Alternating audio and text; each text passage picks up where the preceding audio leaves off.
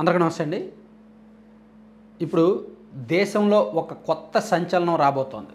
ఒక కేసు దర్యాప్తు సజావుగా జరిగితే ఎటువంటి రాజకీయ ఒత్తిళ్లు, ఎటువంటి లాబియింగ్లు, ఎటువంటి పైరవీలు, ఎటువంటి ఇంటర్నల్ డీలింగ్స్ లేకుండా జరిగితే దేశంలో ఒక కొత్త సంచలనమైన కేసు తెర మీదకి వచ్చి ఒక పార్టీ కంప్లీట్గా క్లోజ్ అయిపోయే అవకాశం ఉంది. ఇద్దరు నాయకులు, తండ్రి కొడుకులు జీవితకాలం జైలుకి వెళ్ళే అవకాశం కూడా లేకపోలేదు. చట్టాలు అంత స్ట్రాంగ్గా ఉన్నాయి చట్టాలు.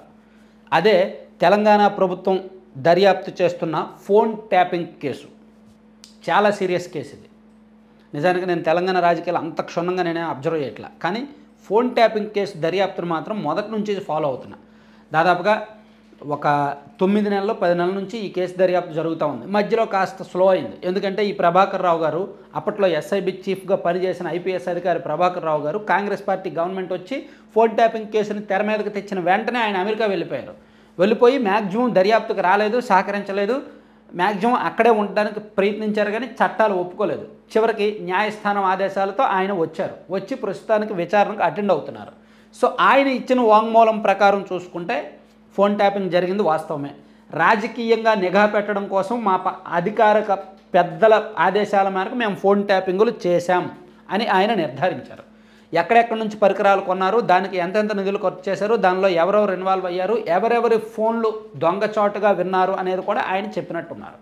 అత్యంత విశ్వసనీయ సమాచారం ప్రకారం కొంత దర్యాప్తులో ఆల్మోస్ట్ చాలా వరకు ఆయన అప్రూవర్గా మారిపోయాడు, చాలా వరకు చెప్పేశాడు ఆయన. సో ఇది ఆయన చెప్పింది ఒక్కటే చాలదు. ఆయన ఇచ్చిన వాంగ్మూలం ఆధారంగానే నెక్స్ట్ కేసీఆర్ గారినో కేటీఆర్ గారినో తీసుకొచ్చేయలేరు, లేదా ఇంకెవరో అధికారులను తీసుకొచ్చేయలేరు. వాంగ్మూలం ఒక్కటే చాలదు. ఆ వాంగ్మూలానికి తగ్గ ఆధారాలు ఉండాలి, ఆ వాంగ్మూలానికి ఆధారాలకి తగ్గ సాక్ష్యాలు ఉండాలి. ఇవన్నీ దొరికితే కోర్టులు లీగల్గా అండ్ లాజికల్గా కోర్టులు కన్విన్స్ అయితే కేసీఆర్ గారిని ఇమీడియట్గా అరెస్ట్ చేస్తారు. అంటే ఆధారాలు దొరికితే నేను చెప్తున్నా. అయితే ఇటువంటి పెద్ద తలకాయ పెద్ద కేసులు ఏ రాజకీయ పార్టీలు కూడా తెగే వరకు లాక్కోరు. సో నాకున్న కామన్ సెన్స్ ప్రకారం ఈ కేసులో ఎక్కడో ఒక దగ్గర కాంప్రమైజ్ అయిపోతారు, ఏదో ఒక దశలో కాంప్రమైజ్ అయిపోతారు. జస్ట్ ప్రజలకి వీళ్ళు ఫైట్ చేసుకుంటున్నట్టు, వీళ్ళు రాజకీయ ప్రత్యర్థులు అన్నట్టు బయటికి షో చేస్తారు తప్ప ఏదో ఒక దశలో ఇంటర్నల్గా మాట్లాడుకుంటారు, డీల్ చేసుకుంటారు, కాంప్రమైజ్ అయిపోతారు. ఎందుకంటే తెగే వరకు లాగితే పెద్ద తలకాయలను అరెస్ట్ చేయాలి. పెద్ద తలకాయలను అరెస్ట్ చేస్తే కాలం ఎప్పుడూ ఒకేలా ఉండదు. రేపు పొద్దున్న ఇప్పుడు వీళ్ళది టైం ఉంది, రేపు పొద్దున్న వాళ్ళకి టైం రావచ్చు. అప్పుడు వీళ్ళ హయాంలో జరిగిన బొక్కలు, అవినీతి వ్యవహారాలు వాళ్ళ బయటకు తీసి వీళ్ళ పెద్ద తలకాయని వేసేయచ్చు. కాబట్టి ఇవన్నీ అంటే నేను జనరల్గా సూచాయిగా జరిగేవి చెప్తున్నా. ఈ కేసులో ఖచ్చితంగా జరుగుద్దని నేను చెప్పట్లా. జనరల్గా రాజకీయాల్లో జరిగేవి ఇవి. పెద్ద తలకాయలు ఇన్వాల్వ్ అయ్యి ఉన్నప్పుడు తెగే వరకు లాక్కోరు, ఎక్కడో దగ్గర కాంప్రమైజ్ అయిపోతారు, కొంచెం పెద్ద డీల్స్ జరుగుతాయి. పైగా ఇక్కడ బీఆర్ఎస్ పార్టీకి బీజేపీ సపోర్ట్ ఉంది. బీఆర్ఎస్ పార్టీ ఇంటర్నల్గా బీజేపీతో ఒక ఒప్పందానికి వచ్చేసింది.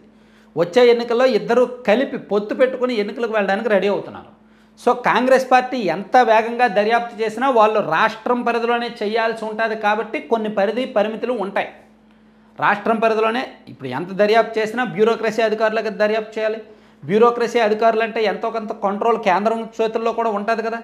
సో ఖచ్చితంగా వీళ్ళు కాంగ్రెస్ పార్టీ ప్రభుత్వం ఉంది కదా, ఈ ప్రభుత్వం ఆదేశాల మేరకు ఎంత లోతుగా దర్యాప్తు చేసినా పైన బీజేపీ వాళ్ళు ఎక్కడో దగ్గర బటన్ నొక్కితే ఆగిపోద్ది.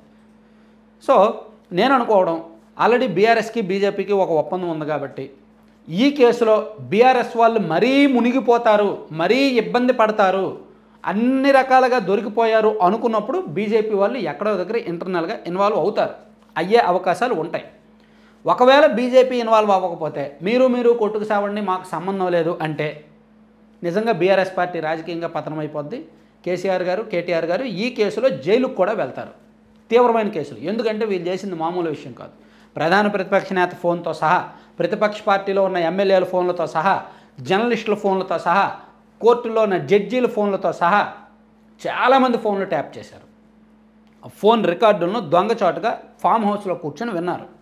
దాని ఆధారంగా రాజకీయంగా నిర్ణయాలు తీసుకున్నారు. దాని ఆధారంగా కొంతమందిని లైన్లోకి తెచ్చుకున్నారు. సో ఇది రాజ్యాంగబద్ధంగా చూసుకుంటే ఒక చాలా పెద్ద తప్పు అన్నమాట.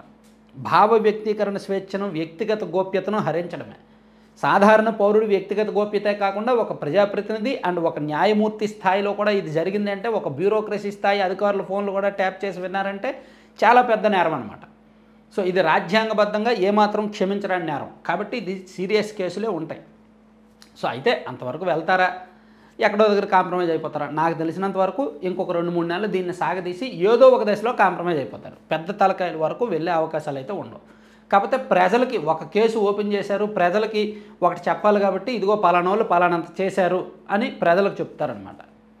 అంతవరకు తీసుకెళ్తారు తప్ప అరెస్టుల వరకు అంటే కేసుని తెగే వరకు లాగరు అనేది నేను అనుకుంటున్నాను. చూద్దాం ఏం జరుగుద్దో.